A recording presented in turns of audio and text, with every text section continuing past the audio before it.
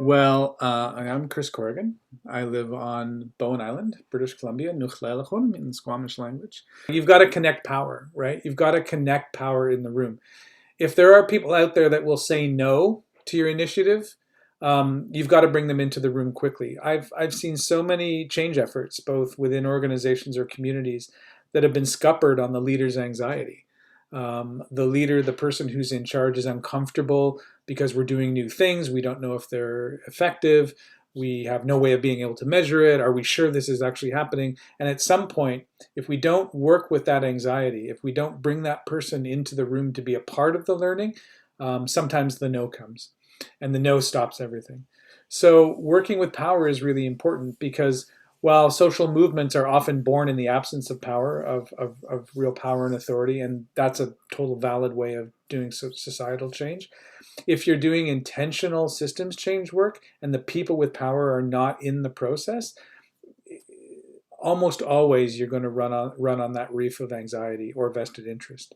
And so it's good to have, we do a lot of prep work when I'm working with large scale systems, of working with leaders to build their own resilience to be able to sit in and lead when they don't know what they're doing and they don't know where they're going, and to be able to embody that vulnerability and to be able to call it and say, I'm here without knowing where we're going, and I'm trusting you and trusting us to do this together and creating a learning environment. So great leaders in this work are participatory leaders. They host themselves well. They know where their triggers are. They know what they're good at, what they're not good at, and they've got a good team of people around them.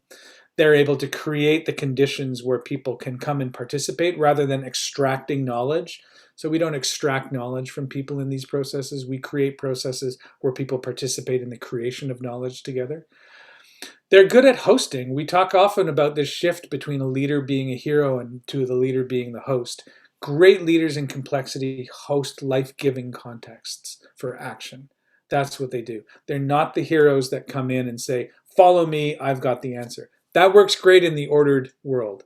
It doesn't work great in the complex world. In fact, a lot of times people won't follow you if you walk into a situation like that, especially if you've been the leader over time, because they'll kind of point the finger and go, well, you got us into this. We're going this direction. The mayor of my community at one point had on her back of her car a bumper sticker that said, there go my people. I must follow them, for I am their leader, which I thought was like a really great complexity response. So we need to create these life-giving contexts and transform our leadership style in complexity from hero to host. It's still fine to be a hero in the complicated.